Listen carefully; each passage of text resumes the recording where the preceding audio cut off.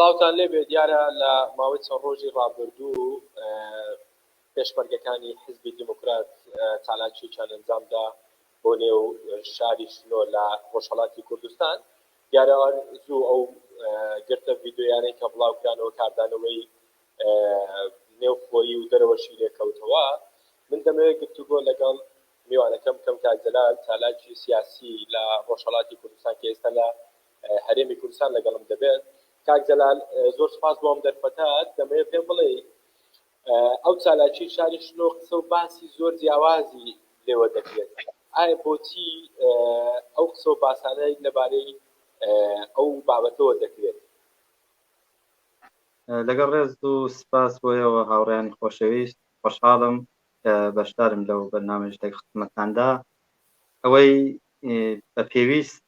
بزانم لێرە لە خزمەتتانە ڕوونکردنەوە بدەم بە نسبەت ئەو چالاکیانەی حیزبی دموکرات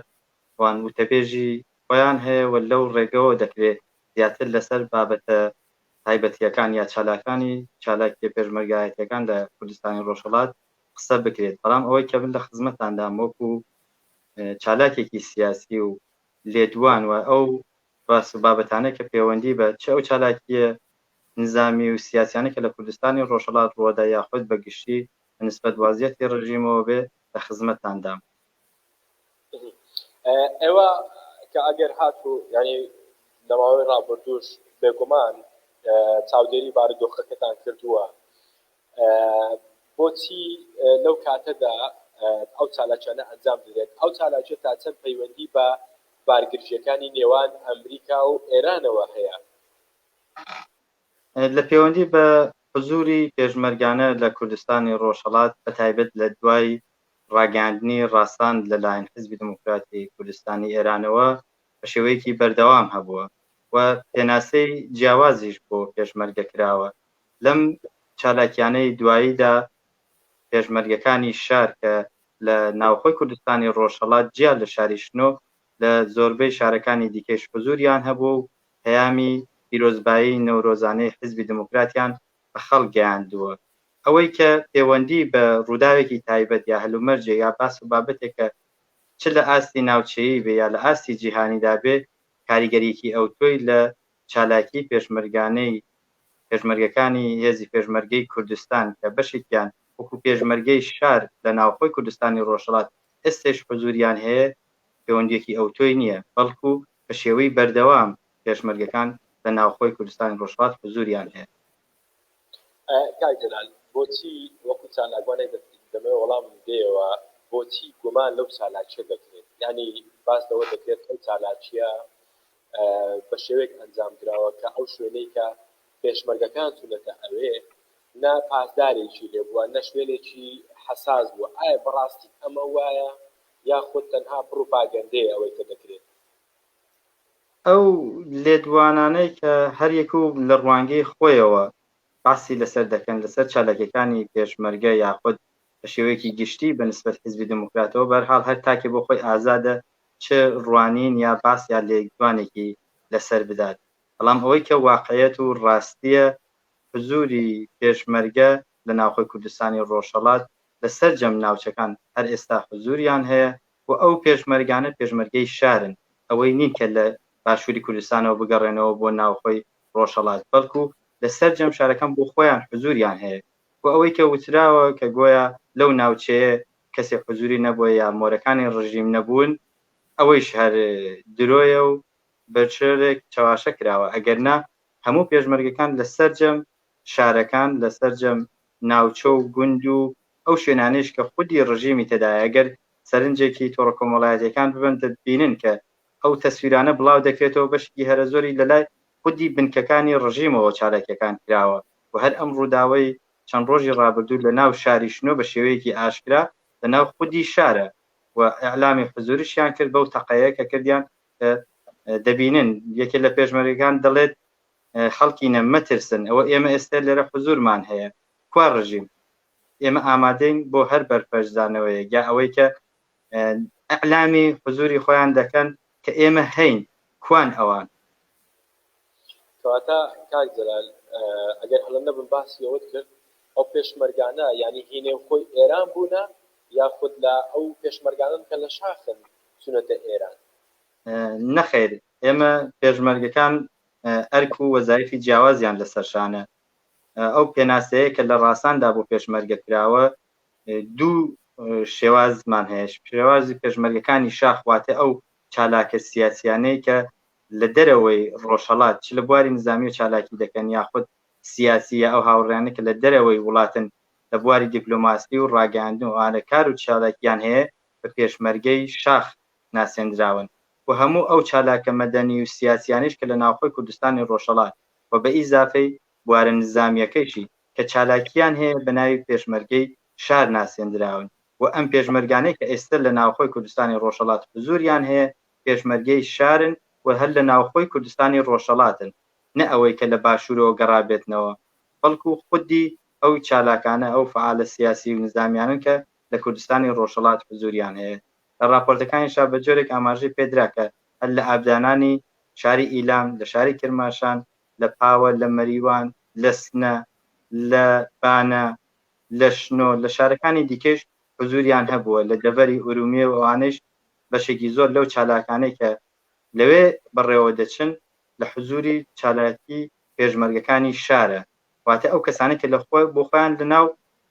شار و گوندەکانی کوردستانی ڕۆژهەڵات حزوریان هەیە و ژیان دەکەن، ئەو چالاکیانشە لە ڕێگەی ئەوانەوە دەکرێت. گرنگی ئەو چالاکیە و گەیاندنی ئەو پەیامە چی بوو کە پێشمەرگەکانی دیموکرات ئەنجامیان دابوو لەوێ؟ واتە چ پەیامێکی هەبوو ئەو چالاکیە؟ ئەو چالاکیە گرێدراوە بە سەرجەم چالاکیەکانی چەند ساڵی ڕابردووە، گەر سەرنجتان دابێت لە ماوەی 4-5 ساڵی ئەخیردا بە شێوەیەکی چالاکانە کادر و پێشمەرگە و ئەندامانی حزبی دموکرات لە کوردستانی ڕۆژهەڵات حزوریان هەبووە و ئیعلامی مەوجودیەت بەمانای ئەوەی خاوەنداریەتی لە کوردستانی ڕۆژهەڵات و ئێمە وەکو چالاکانی سیاسی کوردستانی ڕۆژهەڵات بە هەموو ڕنگ و بیر و بۆچونە جیاوازەکانەوە لە کوردستانی ڕۆژهەڵات حزورمان هەیە و ئەو پەیامە دەگەێنین کە چی دیکە ڕژیم ناتوانێت بۆ بەلا ڕێدابردنی لاوەکانمان، بۆ بەلا ڕێدابردنی کۆمەڵگاوە ئەو سیاسەتە چەوتانەی کە بەرامبەر بە کۆمەڵگا هەیە و بە تایبەت بە بەسیج و بەجاشکردنی خەڵک چی دیکە ناتوان بەو شێوە درێژە بە سیاسەتی خۆیان بدەن و بەخۆشیشەوە هەر بە پاش کۆدی ڕاستان کە ئەو شێوە خەباتە نوێ ڕاگەیەندرات بەشێکی هەرە زۆر لە مۆرەکانی ڕژیم گەڕانەوە بۆ باوەشی خەڵک، بەشێکی چەکیان دانا و ئێستا زۆر بەکەمی لە چاوەڕابردوودا دەبینین کە تاکەکان وەفاداریان بۆ ڕژیم هەیە و ئەوانەیش کە دەستیان بە خوێنی پێشمەرگە سوور بووە دەبینین لەلایەن پێشمەرگەکانی شارەوە بە سزای خۆیان دەگەیەندرێن. بۆیە گرینگە بە شێوەیەکی حزوری بەردەوام لە سەرجەم شار و ناوچەکاندا نە لە کاتێکی دیاریکراودا بەڵکو بە شێوەی بەردەوام حزوریان هەیە و ئەمما ئەوەی کە ئەم جارەیش لە بۆنەی نەورۆزیار بووی دەبینین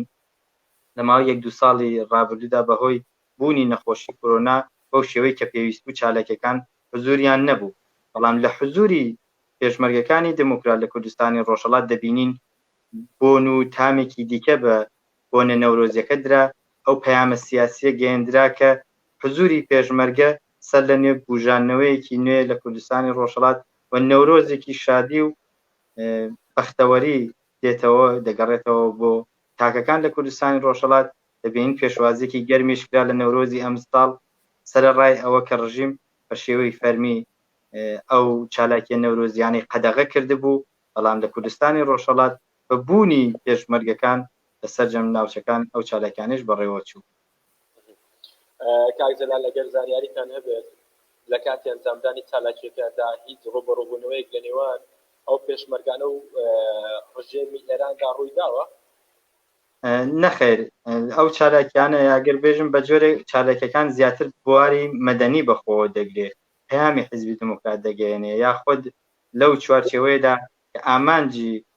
خودی پێشمەرگەکانی شاریشە دەیان هەیە بە شێوەیەکی هێمنانە ئەو چالاکیانە بەڕێوە بچێ بۆ خۆیان بە دوور دەگرن لە هەر تونند و تیژیەک، بەڵام لە هەر حاڵەتێکدا ئەگەر هێرش بێتە سەریان یا خود بە شێوەی نظامی وڵام بدرێتەوە ئەوانیش دفاع لە خۆیان دەکەن بۆ ئەوەی کە گیانی خۆیان بپارێزن، ئەوان مەجبور دەکرێن کە لە بواری نظامی کەڵک وەربگرن بۆ ئەوەی کە بۆ خۆیان بپارێزن. کاک جەلال دیسان دەگەڕێمەوە سەرەوە پرسیارم هەر تایبەتە بە ڕەنگە لە بوارەکەی تۆشدانە بێت بەڵام ئەگەر وەڵامم دێ و سپاس دەکەم ئەو چالاکیە تا چەند بەرنامە بۆ داڕێژراو بوو یاخود هەر لە ینی لە ناکاو بوو یاخود بەرنامە بۆ داڕێژراو بوو و چالاکی ئەنجام درراوە. سەرجەم چالاکیەکانی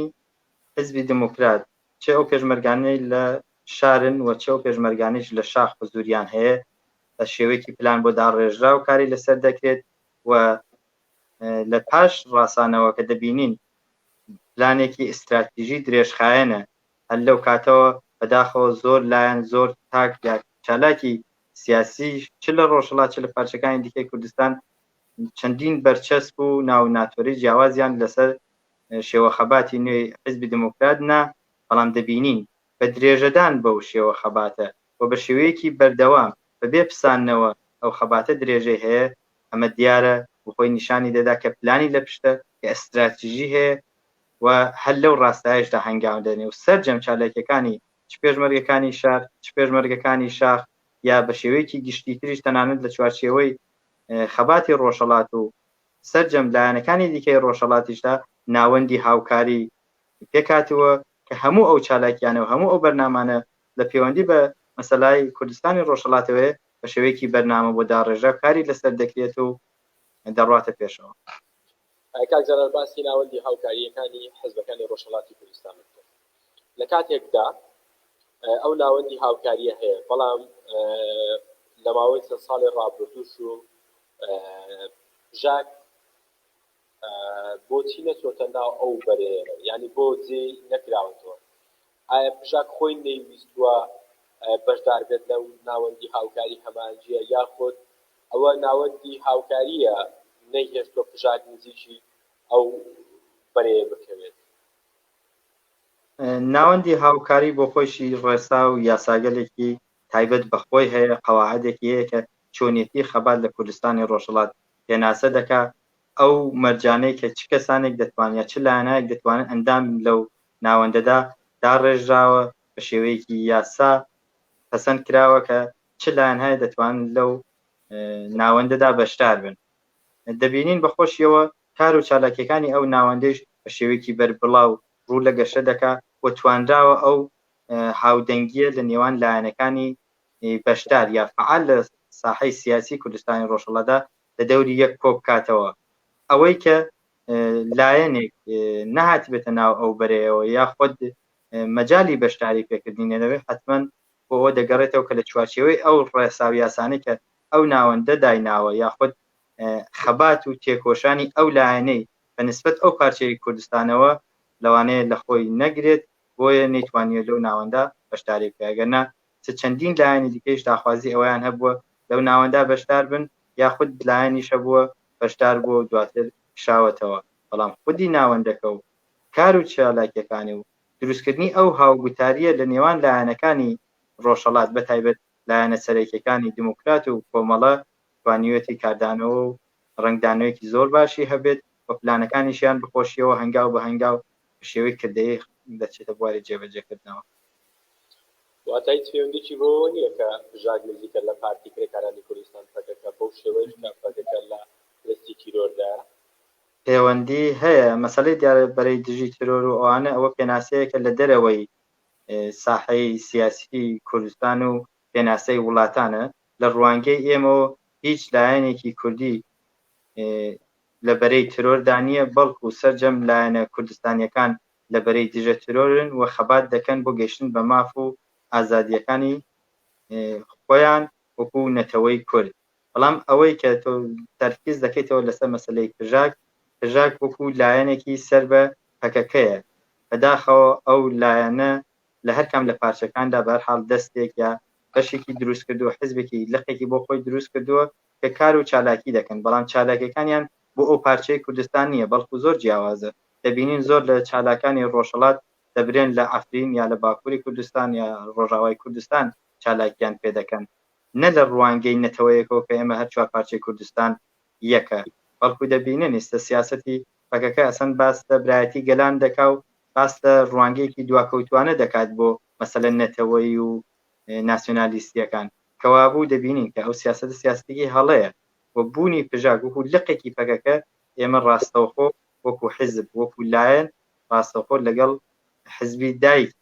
لە پەیوەندیدا دەبین و لە تەعاملدا دەبین لەگەڵیان کە بەخۆشیشەوە لەم ماوەی ئەخیردا پەیوەندێکی زۆر باشمان لەگەڵ پەکەکە هەیە و ئێمە وەکو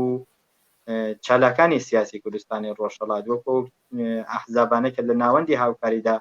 بەشدارن لەگەڵ سەرجەم لایەنەکانی چوارپارچەی کوردستان پەیوەندی دۆستانەیان هەیە و هیچ بارگرژیەک لە نێوان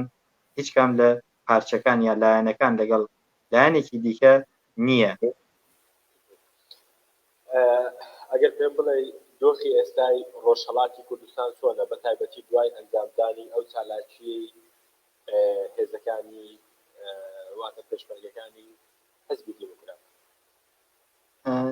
گرەی نەدەینەوە بە هەلومەرجی ئەم چەند ڕۆژەی ئەخیرەوە بەڵام بە شێوەیەکی گشتی بەداخەوە وەزعیەتێکە لە کوردستانی ڕۆژهەڵات هەیە وەزعیەتێکی بوحرانیە نالەبارە و لە شرایطێکدا تاکەکانی کوردستانی ڕۆژهەڵات ژیان دەکەن کە هەر ڕۆژ بەرەو ڕووی گرتن ئەشکەنجە ئیعدام و بڵاوبوونەوەی دیاردە کۆمەڵایەتەکانەوە قەیرانانەی کە لە ئێران بەعامەوە بە تایبەت لە کوردستانی ڕۆژهەڵاتدا هەیە و بە تایبەت ئەم وەزعی نالەبارەی ئابووریە وای کردووە کە بە شێوەی ئاسایی ژیان لە خەڵک زەوت بکرێت و ژیانێکی ئاسایی نەبێت لە کوردستانی ڕۆژهەڵات و بە شێوەیەکی بەربڵاو لە هەموو بوارەکانەوە بوحران لە کۆمەلگا گەشەی کردووە بۆیە بوونی چالاکیەک یا فعالیەتێ بە تایبەت ئەم بۆنە نەورۆزیانە کە لە کوردستانی ڕۆژهەڵات بەڕێوە دەچن هەر بۆنەوە و مەراسم و مناسباتێکە بەڕێوە دەچن لە کوردستانی ڕۆژهەڵات بەداخەوە ڕژیم وەکو هێڵی سوور چاوی لێدەکاتەوە بە زەرەری بەرژەوەندیەکانی خۆی دەبینێ بۆیە شتێکی ئاساییە و لە ڕابردوویشە و بە شێوەیەکی ئەگەر بڵێم ڕۆژانە ئەمە ڕوویداوە کە بەردەوام خەڵک دەگرێت ئەشکەنجیان دەکاوە وەزعیەتێکی نالەبار لە کوردستانی ڕۆژهەڵات یا ئەگەر بڵێن حکوومەت نظامی ئەسەن لە کوردستانی ڕۆژهەڵات بەردەوامە هەندێک جار ڕاگەیەندرا و هەندێک جار ڕانەگەیەندراوە و لە دوای ئەم چالاکیانەش مسلمەن بە شێوەیەکی بەربڵاو دەست بە گرتن و ئەشکەنجەی بەشێک زۆر لەو چالاکە سیاسی و مەدەنیانە دەگرێت کە ئەگەر بچینە چوارچێوەی یاسایی و ئەو قانونان لە خودی کۆماری ئیسلامیشدا دانراوە گرتنی بۆنەیەکی نەورۆزی بۆنەیەکە هیچ ڕووداوێکی نەخوازراو تێدا ڕووی نەداوە یا خود ئەو چالاکیە مەدەنیانە ناچێت دەخاڵبێکەوە کە ڕژیم بتوانێت تاکێک بگرێت یا دەست بەسەری بکات بەڵام چون پابەندبوونی ڕژیم بە هیچ یاسا و ڕێسایەک نە بۆ یاسا ڕێسانە کە بۆ خۆی داناوە نە ئەو ڕاستا و یاسا نێونەتەوەیانە هەیە بۆیە بەردەوام خەڵک بەرەو ڕووی زەبر و زەنگ کوشتن ئیعدام و ئەشکەنجە دەکاتەوە. دەمەوێت پرسیاری ئەوە بکەم کاک جەلال ئەمریکا دەیەوێت لە ئێران بدات واتە هێرش بکاتە سەر ئێران ئەو مەسەلانە دیارە دەچێتە مەسەلایەکی ناوچەیی یا نێونەتەوەی ترسی گۆڕانکاری ڕژیم لەلایەن وڵاتێکی دەرەکیەوە پرسێکی ئەمڕۆ نییە بابەتێکە کە بە شێوەی بەردەوام هەر لە ڕابردوویشە لە گۆڕانی ڕژیمی پاشایەتی بۆ کۆماری ئیسلامی هەر ئەوە نەبوو بڵێ ئەوە فرۆشانی خەڵک بووە یا شۆڕشی خەڵک بووە ئەو ڕژیمە ڕوخان بەڵکو هەلومەرجێکی ناوچەیی هاتوتە ئارا و دەسەڵاتە دەرەکیەکان یا دەسەڵاتەکانی زلهێزانی ناوچەکە بە پێی زلهێزانی جیهانی مەبەستمە بە پێی خوێندنەوەی کە بۆ خۆیان هەیە بیر لە گۆڕانکاری ئەو ڕژیمانە دەکەنەوە کە لە ڕاستای بەرژەوەندی و مۆقعەتی ئەوان نایەتە پێشێ بەڵام خەباتی کورد و بە تایبەت حیزبی دموکرات قەت لەسەر ئەوە بنیادە نراوە کە چاوی لە دەستی دەرەکی بێ یا خۆت ئەگەر گۆڕانکاریەک بەهۆی شرایەتێکە بێتە پێشەوە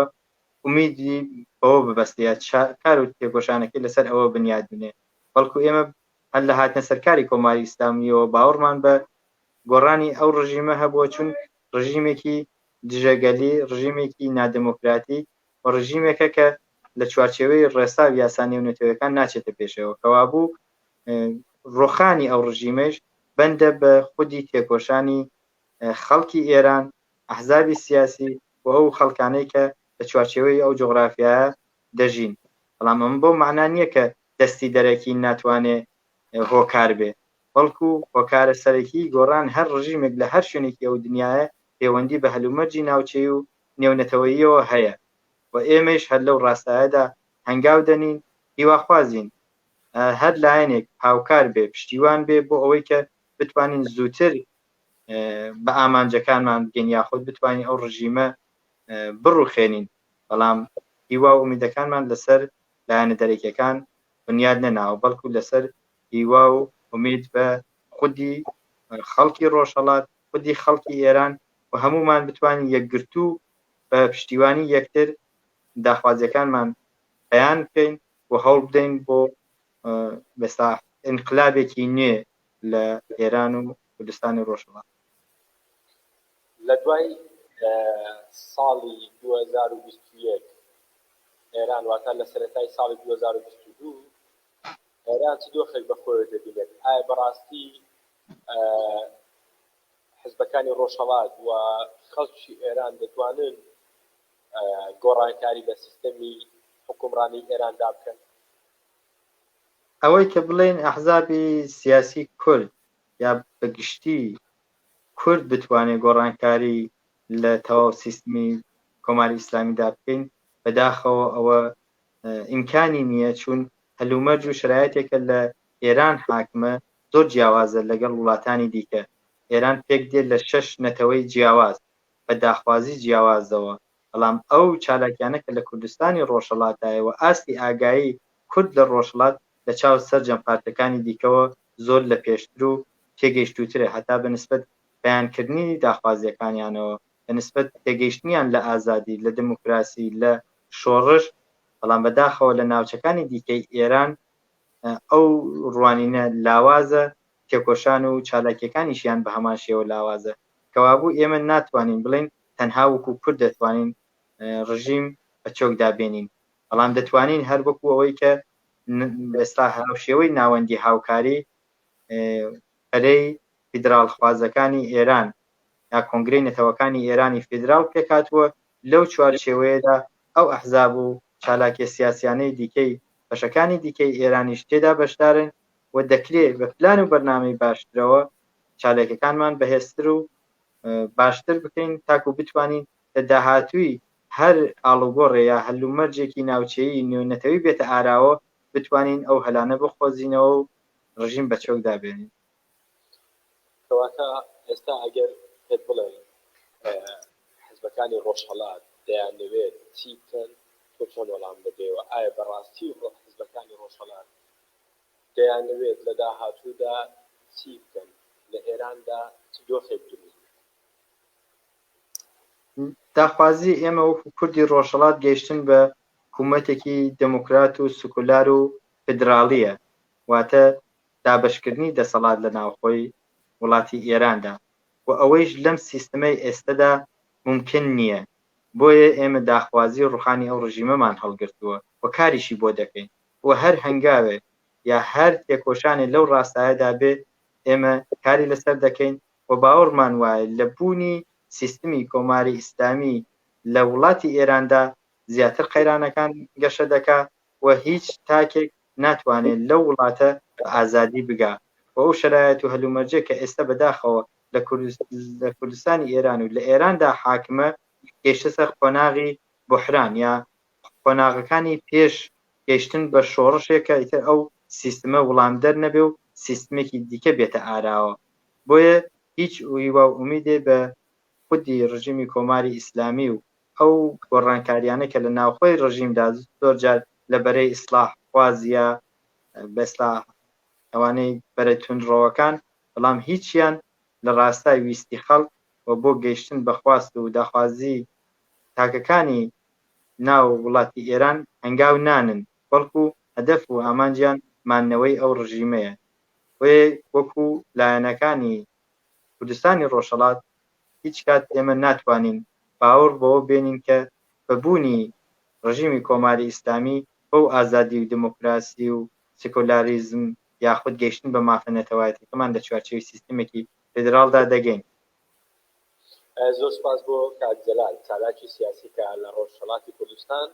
و کە لە شاری هەولێرەوە لەگەڵم بوو. زۆر سپاس بۆ ئەم دەرفەتەی کە بەرەمە کاک جەلال. زۆر سپاس، هیوای سەرکەوتن.